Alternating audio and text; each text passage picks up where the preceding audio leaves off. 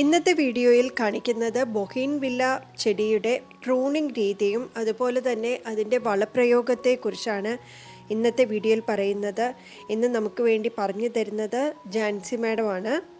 കഴിഞ്ഞ വീഡിയോ നമ്മൾ കണ്ടത് എറണാകുളത്ത് ഏറ്റവും കൂടുതൽ ഫ്ലവറിംഗ് പ്ലാന്റ്സ് കിട്ടുന്ന ഭീമ ഗാർഡൻസിനെ കുറിച്ചായിരുന്നു. ആ ഒരു വീഡിയോ ഇട്ടപ്പോൾ ഒരുപാട് നല്ല റെസ്പോൺസ് കിട്ടി. എല്ലാവർക്കും നന്ദി. ഹായ്, ഞാൻ സലു. ഗാർഡനിങ് വീഡിയോസ് ഇഷ്ടമാണെങ്കിൽ ചാനൽ സബ്സ്ക്രൈബ് ചെയ്ത് സപ്പോർട്ട് ചെയ്യുക. അതോടൊപ്പം കാണുന്ന ബെൽ ഐക്കണും കൂടെ എനേബിൾ ചെയ്യുക. അതിൽ ഓൾ എന്ന ഓപ്ഷൻ കൊടുക്കുക. എന്നാൽ മാത്രമേ ഞാൻ ഇടുന്ന വീഡിയോസിൻ്റെ എല്ലാം നോട്ടിഫിക്കേഷൻസ് നിങ്ങൾക്ക് കിട്ടുകയുള്ളൂ. ഹായ്, എല്ലാവർക്കും നമസ്കാരം. ഞാൻ കുറച്ച് നാളായി വീഡിയോ ഒന്ന് ചെയ്തിട്ട്. ഞാൻ കഴിഞ്ഞ വീഡിയോ അച്ചുമിനാസിൻ്റെ ചെയ്തപ്പോൾ ഞാൻ പറഞ്ഞിരുന്നു വീട്ടിലെല്ലാവർക്കും കോവിഡായിരുന്നു. അതിനുശേഷം അമ്മച്ചി ന്യൂമോണിയ ബാധിച്ച് ഹോസ്പിറ്റലാണെന്ന് പറഞ്ഞിരുന്നു. പക്ഷെ ഇപ്പോൾ നിങ്ങൾക്ക് വലിയൊരു സങ്കടം കൂടി ഞാൻ പങ്കുവയ്ക്കുകയാണ്. എൻ്റെ സ്വന്തം അമ്മച്ചിയാണ് കഴിഞ്ഞ 16-ാം തീയതി പോയിട്ടോ. അമ്മച്ചിക്ക് ന്യൂമോണിയ ബാധിച്ചു. അമ്മച്ചിക്ക് ഒത്തിരി വേറെ അസുഖങ്ങളുണ്ടായിരുന്നതുകൊണ്ട് നമുക്ക് രക്ഷപ്പെടുത്തി എടുക്കാൻ പറ്റിയില്ല. ഹൈ ഷുഗറും ഹൈ പ്രഷറും ഒക്കെ ആയിരുന്നു. ചെടികളെ ഒത്തിരി സ്നേഹിച്ചിരുന്ന എൻ്റെ അമ്മച്ചിയാണ് എനിക്ക് നഷ്ടപ്പെട്ടത്. കാരണം നിങ്ങൾക്കറിയാമല്ലോ, ജോലിയുള്ളതുകൊണ്ട് ഞാൻ രാവിലെ പോകുമ്പോൾ അമ്മച്ചി ചെടികൾ വാടി നിൽക്കുന്നുണ്ടെങ്കിൽ ഒന്ന് നനയ്ക്കണം, ബാക്കിയുള്ള ചെടികളൊക്കെ ഞാൻ വൈകിട്ട് വന്നിട്ട് നനയ്ക്കാട്ടോ എന്നൊക്കെ പറഞ്ഞു പോകാനും പൂക്കളെ ഒത്തിരി ഇഷ്ടപ്പെട്ടിരുന്ന അമ്മച്ചിയാണ്. കാരണം അമ്മച്ചിയുടെ ആ ഇഷ്ടമാണ്, അല്ലെങ്കിൽ അമ്മച്ചി എനിക്ക് ചെറുപ്പത്തിലേ മുതൽ ഞങ്ങൾക്ക് കാണിച്ചു തന്ന ആ ഒരു പൈതൃകമാണ് നമ്മൾ ഇതുപോലെ ഇഷ്ടപ്പെട്ട് ചെടികളെ കൂടുതൽ ഇഷ്ടപ്പെടാൻ കാരണം. അപ്പോൾ ആ ഒരു വലിയൊരു നഷ്ടം നിങ്ങളായിട്ട് പങ്കുവയ്ക്കുകയാണ്. കോവിഡ് വലിയ പ്രശ്നമാണ്. നിങ്ങളെല്ലാവരും ശ്രദ്ധിക്കണം. പ്രായമായവരൊക്കെ വീട്ടിലുണ്ടെങ്കിൽ ദയവ് ചെയ്ത് അവർ നന്നായിട്ട് കെയർ ചെയ്യണം കേട്ടോ. ഞാൻ ഓഫീസിലേക്ക് പോയിക്കൊണ്ടിരുന്നത് KSRTC ബസ്സിലാണ്. അപ്പോൾ ഇനി ബസ്സിൽ നിന്ന് കിട്ടിയതാണോ എവിടെ നിന്നാണെന്ന് അറിയില്ല. എനിക്കാണ് ആദ്യം കോവിഡ് സ്ഥിരീകരിച്ചത്. അപ്പോൾ അതിനുശേഷം പിന്നെ വീട്ടിലെല്ലാവർക്കും വന്നു. അമ്മച്ചിക്ക് വന്നിട്ട് നമുക്ക് രക്ഷപ്പെടുത്താൻ പറ്റിയില്ല. ആ ഒരു സങ്കടം നിങ്ങളായിട്ട് പങ്കുവയ്ക്കുകയാണ്. ഇന്ന് നിങ്ങൾക്ക് ഷെയർ ചെയ്യുന്നത് നമ്മുടെ ബോഗൻവില്ലയുടെ ഒരു പ്രൂണിങ്, അതായത് മഴക്കാലം കഴിഞ്ഞതിന് ശേഷമുള്ള പ്രൂണിങ് ഞാൻ നിങ്ങൾക്ക് ഷെയർ ചെയ്യാമെന്ന് പറഞ്ഞിരുന്നു. അതിൻ്റെ സമയം കഴിഞ്ഞിരിക്കുകയാണ്. എങ്കിലും ഇപ്പോൾ ഇപ്പോൾ ഒരാഴ്ചയായിട്ട് നന്നായിട്ട് മഴ കിട്ടുന്നുണ്ട്. അപ്പോൾ അതുകൊണ്ട് നമ്മൾ വലിയ പ്രശ്നമില്ല. പ്രൂൺ ചെയ്തില്ലെങ്കിലും ഇപ്പോൾ ചെയ്താലും മതി കേട്ടോ. ചെയ്തവർ വീണ്ടും ചെയ്യണ്ട. പക്ഷെ ഇപ്പോൾ ചെയ്യുന്ന രീതിയും അതിൻ്റെ കെയറിങ്ങും കൂടിയാണ് ഇന്നത്തെ വീഡിയോയിൽ ഷെയർ ചെയ്യുന്നത് കേട്ടോ. ഇത് നമ്മുടെ മൾട്ടി കളർ ബോഗൺവില്ലയാണ്. ഞാനിതിന് മുമ്പുള്ള വീഡിയോയിൽ ഷെയർ ചെയ്തിട്ടുണ്ട്. ഇത് ഞാൻ നമ്മുടെ മഴക്കാലം തുടങ്ങുന്നതിന് മുമ്പ് ചെറുതായിട്ട് സോഫ്റ്റ് പ്രൂൺ ചെയ്തതിന് ശേഷം വന്ന ശിഖരങ്ങളിലെ പൂക്കളാണ്. ഒത്തിരി പൂക്കളുണ്ടായിട്ടുണ്ട്, കണ്ടോ. ഇത് നമ്മൾക്ക് വർഷക്കാലത്തും നമുക്കിതിനകത്ത് പൂവുണ്ടായെന്നുള്ളതാണ്. അമ്മച്ചിക്ക് ഏറ്റവും ഇഷ്ടപ്പെട്ട ഒരു ചെടിയായിരുന്നു കേട്ടോ അത്. കാരണം ഈ 4 കളർ ഇതുപോലെ തിങ്ങി, ഇതിപ്പോൾ ഇലകൾ കുറച്ചുണ്ട്, ഇലകൾ കുറച്ച് കഴിയുമ്പോഴേക്കും അതൊക്കെ കൊഴിഞ്ഞു പോകും, പൂക്കൾ മാത്രമായിട്ട് നിൽക്കും. അമ്മച്ചി എപ്പോഴും പറയും ഇതുപോലെ ഒരു ചെടി ഉണ്ടെങ്കിൽ പൂന്തോട്ടം നിറഞ്ഞ് പൂക്കുണ്ടായി നിൽക്കുന്നത് പോലെ തോന്നുന്നു. അപ്പോൾ അത് ഇവിടെ നിന്ന് ഓർക്കുകയാണ്. അപ്പോൾ ഇതുപോലെയുള്ള ഹൈബ്രിഡ് ഇനത്തിലുള്ള ബോഗൺവില്ലകളിൽ ഇപ്പോൾ പൂക്കളായിട്ടുണ്ട്. ഈ ചെടികൾ നമ്മൾ ഹാർഡ് പ്രൂൺ അല്ല ചെയ്യുന്നത്, സോഫ്റ്റ് പ്രൂണാണ്.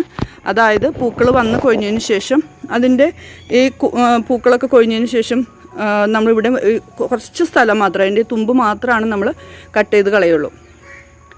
അധികം എന്താ പറയുക, ശിഖരങ്ങൾ വന്നിങ്ങനെ നിൽക്കുന്നത് തന്നെയാണ് ഇവയ്ക്ക് ഭംഗി. അപ്പോൾ പൂ ഉണ്ടായിക്കഴിഞ്ഞാൽ ഇതേപോലെയുള്ള ശിഖരങ്ങൾ നമ്മളൊന്ന് നുള്ളി കളഞ്ഞേക്കാം പൂ കൊഴിഞ്ഞതിന് ശേഷം.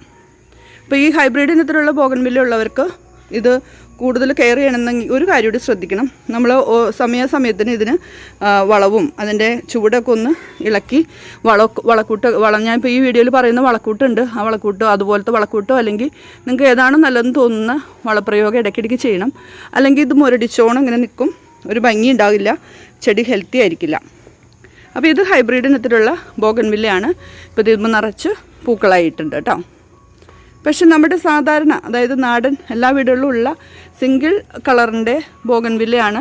ഇപ്പോൾ ഇതേപോലെയാണ് മിക്കവാറും ആളുകളുടെ വീട്ടിൽ ഇതുപോലെ ആയിരിക്കും ഇരിക്കുന്നുണ്ടാവുക. ചിലരുടെ പൂവായി തുടങ്ങിയിട്ടുണ്ട്. അപ്പോൾ ചിലത് നമ്മൾ കഴിഞ്ഞ മഴക്കാലത്തിന് മുമ്പ് സോഫ്റ്റ് പ്രൂൺ ചെയ്തത് നല്ല ബുഷിയായിട്ട് നിൽക്കുന്നുണ്ട്, നീണ്ട കമ്പുകളൊന്നും ഇല്ലാത്തതുണ്ട്. അത് നമ്മൾ ഇപ്പോൾ പ്രൂൺ ചെയ്യണ്ട. അങ്ങനെ ഭംഗിയില്ലാതെ നീണ്ടു നിൽക്കുന്ന കമ്പുകൾ മാത്രം നമ്മളൊന്ന് പ്രൂൺ ചെയ്താൽ മതി. പക്ഷേ ഇതേപോലെ നീണ്ടു പോയിട്ടുള്ള ബോഗൺവില്ല ഉണ്ടെങ്കിൽ നമ്മളത് ഹാർഡ് പ്രൂൺ ചെയ്ത് ബുഷിയായിട്ട് നിർത്തണം. എന്നിട്ട് അതിന് പറ്റിയൊരു വളക്കൂട്ടും നമ്മൾ ഇട്ട് കൊടുക്കണം. അപ്പോൾ ഇന്നത്തെ വീഡിയോയിൽ നമ്മൾ ഈ കാര്യങ്ങളാണ് ഷെയർ ചെയ്യുന്നത്. സ്കിപ്പ് ചെയ്യാതെ കാണുക. നമ്മുടെ ബോഗൺവില്ലയിലെ ഇതേപോലെ നീണ്ടു പോയിട്ടുള്ള കമ്പുകളുണ്ടെങ്കിൽ ഇതുപോലെ നീണ്ടു പോയിട്ട് ഇതുപോലെ ഹെൽത്തില്ലാണ്ട് നിൽക്കുന്നത്. ഇപ്പോൾ നമ്മൾ മഴക്കാലത്തിന് മുമ്പ് സോഫ്റ്റ് പ്രൂൺ ചെയ്തുകൊണ്ടാണ് ഇത്ര അധികം കമ്പുകൾ നമുക്ക് വന്നിരിക്കുന്നത്.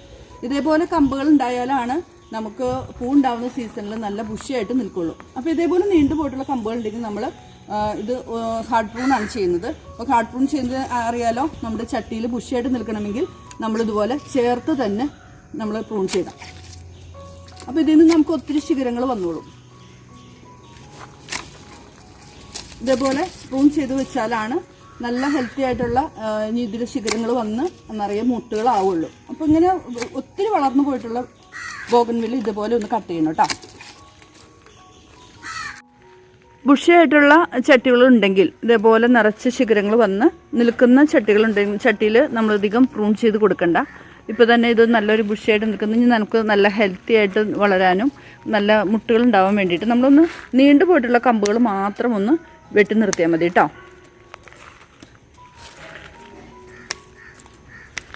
ഇതിൻ്റെയും നമ്മൾ ചുവടുകളൊക്കെ ഒന്ന് വൃത്തിയാക്കാം. ഇതിനകത്തതേ കണ്ട 10 മണികളൊക്കെ ഞാൻ ജസ്റ്റ് ഒന്ന് നട്ട് വെച്ചതാണ് ഇതിൻ്റെ കമ്പുകൾ കിട്ടാൻ വേണ്ടി. ഇനി ഇതൊക്കെ നടാറായിട്ടുണ്ട്. അപ്പോൾ ഇതിൻ്റെയും ചുവട് നമ്മളൊന്ന് വൃത്തിയാക്കാം. അങ്ങനെ പ്രൂൺ ചെയ്ത് കഴിഞ്ഞതിന് ശേഷം നമ്മൾ ചെയ്യേണ്ടത് എന്താണെന്ന് വെച്ചാൽ വളപ്രയോഗമാണ്. നമുക്കിപ്പോൾ ചെയ്ത് കൊടുത്താലാണ് ചെടി നല്ല ഹെൽത്തി ആയിട്ട് വളരുള്ളൂ, അതുപോലെ ഒത്തിരി പൂക്കൾ തരുള്ളൂ. അപ്പോൾ ഇത് ഞാൻ കുറേ ദിവസം മുമ്പ്, ഒരു മാസം മുമ്പ് ഞാൻ ചെടികൾക്ക് കൊടുക്കാൻ വേണ്ടിയിട്ട് തയ്യാറാക്കി വെച്ചിരുന്നൊരു വളക്കൂട്ടാണ് ഇത്. വേറെ ഒന്നുമല്ല, നമ്മുടെ ഈ ചെടി ഇനി വേനൽക്കാലത്തേക്കാണ് പോകുന്നത് അല്ലേ. ഈ ചെടിച്ചട്ടിയിലുള്ള മണ്ണൊക്കെ നല്ല ഹാർഡാവും. അപ്പോൾ അതുകൊണ്ട് തന്നെ അത് മുന്നിൽ കണ്ടുകൊണ്ട് തന്നെ ഞാൻ ചെയ്തത് എന്താണെന്ന് വെച്ചാൽ ചകിരിച്ചോറും ചാണകപ്പൊടിയും എല്ലുപൊടിയും വേപ്പിൻ പിണ്ണാക്കും കൂടി നമ്മളിത് ശരിക്കും മിക്സ് ചെയ്ത് ഒരു ചാക്കിൽ കെട്ടി വെച്ചിരിക്കുകയാണ്.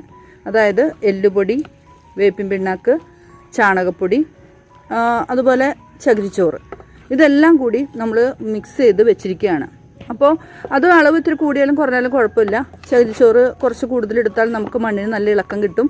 അതുപോലെ എല്ലുപൊടിയും ചാണകപ്പൊടിയും എല്ലാം നമ്മുടെ കയ്യിൽ ഉള്ളതനുസരിച്ച് നമ്മളിതുപോലെ മിക്സ് ചെയ്ത് വെക്കുമ്പോൾ എന്തുണ്ടാവുമെന്ന് വെച്ചാൽ ഇതിൻ്റെ ഒരു എന്താ പറയുക നല്ലൊരു വളക്കൂട്ടാകും ഇത്. അത് നമ്മൾ എന്ത് ചെയ്യണം, ഇതേപോലെ ഇതിൻ്റെ ചുവട്ടിലേക്ക് ഇട്ട് കൊടുക്കാം. ഏത് ചെടിച്ചട്ടിയായാലും നമുക്ക് ചെടികൾക്കായാലും ഈ വളക്കൂട്ട് നല്ലതാണ് കേട്ടോ. ഞാനിങ്ങനെയാണ് ചെയ്യുന്നത്. അപ്പോൾ ഇനി മണ്ണിനൊരു ഇളക്കവും കിട്ടും, നമ്മുടെ ചെടി നല്ല ഹെൽത്തി ആയിട്ട് വളരുകയും ചെയ്യും. ഇങ്ങനെ നമ്മളൊരു 2-3 പിടി ഇട്ട് കൊടുത്തിട്ട് ചെടികളുടെ വലിപ്പം അനുസരിച്ച് ഇട്ട് കൊടുത്തതിന് ശേഷം നന്നായിട്ട് ഇളക്കാം. മണ്ണ് ഒന്നും കൂടി, ഇത് അധികം ഹാർഡല്ല. നമ്മൾ അന്ന് മഴയ്ക്ക് മുമ്പ് നമ്മൾ ഇതുപോലെ ഇളക്കി വെച്ചതുകൊണ്ട്, മണ്ണ് ഇളക്കി വെച്ചതുകൊണ്ട് അത്ര ഹാർഡല്ല. ഇതേപോലെ ഒന്ന് ഇളക്കി കൊടുക്കാം. അതിനുശേഷം 2 നേരം നനയ്ക്കുക, കുറേശ്ശെ നനയ്ക്കുക. മഴയുണ്ടെങ്കിൽ നനയ്ക്കേണ്ട കാര്യമില്ല. അതുപോലെ ഈ വളക്കൂട്ട്, അതായത് ചകിരിച്ചോറും എല്ലുപൊടിയും ചാണകപ്പൊടിയും വേപ്പിൻ പിണ്ണാക്കും കൂടി ചേർന്ന ഈ വളക്കൂട്ടുണ്ടല്ലോ, നമുക്ക് ഇങ്ങനെ ഉണ്ടാക്കി നേരത്തെ വെച്ചില്ല എന്നോർത്ത് കുഴപ്പമൊന്നുമില്ല കേട്ടോ. നിങ്ങൾ ഇത് തന്നെ നേരിട്ട് ചട്ടികളിലേക്ക് അപ്ലൈ ചെയ്താൽ മതി. അതായത് ചകിരിച്ചോറിട, അതുപോലെ കുറച്ച് എല്ലുപൊടി, ചാണകപ്പൊടിയും അതുപോലെ വേപ്പിൻ പിണ്ണാക്ക് ഉണ്ടെങ്കിൽ അതും കൂടി ഒന്ന് നന്നായിട്ട് കൂട്ടി യോജിപ്പിച്ചതിന് ശേഷം അത് നമുക്ക് ചട്ടികളിലേക്ക് ഇട്ട് കൊടുത്താലും മതി കേട്ടോ. അങ്ങനെ നമ്മൾ ഈ വളക്കൂട്ടിട്ട് ഒരു 2 ആഴ്ച കഴിയുമ്പോഴേക്കും ചെടി ഒന്ന് ഗ്രോത്തായി നല്ല ഹെൽത്തി ആയിട്ട് വരുന്നെന്ന് കാണുമ്പോൾ നമ്മൾ ചെയ്യേണ്ട ഒരു കാര്യം എന്ന് വെച്ചാൽ നമ്മളെല്ലാ ചെടികൾക്കും ഉപയോഗിക്കുന്ന NPK വളം 19-19-19 ഇത് വെള്ളത്തിൽ നന്നായിട്ട് ഡൈലൂട്ട് ചെയ്ത് ആഴ്ചയിൽ 2 ദിവസം നിങ്ങൾ ഒഴിച്ചു കൊടുക്കുന്നത് നല്ലതായിരിക്കും. ഇനി വെള്ളത്തിൽ ഡൈലൂട്ട് ചെയ്തില്ലെങ്കിലും നമ്മൾ ഈ 19-19ൻ്റെ തരി ഉണ്ടല്ലോ, ഈ തരി കുറേച്ചെടുത്തിട്ട് നമ്മൾ ചുവട്ടിൽ പതുക്കിങ്ങനെ ഇട്ട് കൊടുത്തിട്ട് നന്നായിട്ട് നനച്ചാലും മതിയാവും കേട്ടോ. കാരണം ബോഗൺവില്ലയൊക്കെ നല്ല ഹാർഡായിട്ടുള്ള ചെടിയല്ലേ, അത് ചീത്തയായി പോകില്ല. നേരിട്ട് അപ്ലൈ ചെയ്താലും നമ്മൾ നന്നായിട്ട് കൊടുത്താൽ മതി. അല്ലെങ്കിൽ നമ്മൾ വെള്ളത്തിൽ ഡൈലൂട്ട് ചെയ്ത് ആഴ്ചയിൽ 2 ദിവസം കൊടുത്താൽ നല്ല ഹെൽത്തി ആയിട്ട് വരും. നന്നായിട്ട് കൂമ്പുകൾ വന്ന് അതിലൊക്കെ മുട്ടുകൾ വരും കേട്ടോ. അപ്പോൾ ഈ ബോഗൺവില്ല ഇപ്പം ഇതേപോലെ നമ്മൾ ചെയ്യുന്ന ഈ വളം നമ്മൾ ചെയ്യുന്നതുകൊണ്ട് തന്നെ നല്ല ഹെൽത്തി ആയിട്ട് വരും. അപ്പോൾ എല്ലാവരും ഇത് പരീക്ഷിക്കുക. ഈ ബോഗൺവില്ലയുടെ എന്നിട്ട് പറയാം പ്രൂണിങ് കുറച്ച് നേരത്തെ ആവേണ്ടതായിരുന്നു. പലയിടത്തും പൂവായി തുടങ്ങിയെന്ന് ഞാൻ പറഞ്ഞു. അപ്പോൾ അത് എനിക്ക് സമയം കിട്ടാത്തതുകൊണ്ടാണ് നിങ്ങൾക്ക് ഷെയർ ചെയ്യാതിരുന്നത്. നിങ്ങൾ ചെയ്തവരുണ്ടെങ്കിൽ ചെയ്യാത്തവരുണ്ടെങ്കിൽ എത്രയും വേഗം പ്രൂൺ ചെയ്യുക. എന്നിട്ട് ഇതേ രീതിയിലുള്ള വളപ്രയോഗം നിങ്ങൾ ചെയ്തു കൊടുത്തു നോക്കൂ. ഒത്തിരി നല്ല റിസൾട്ട് കിട്ടും. ഇനി അടുത്തൊരു വീഡിയോ ആയിട്ട് നമുക്ക് കാണാം കേട്ടോ.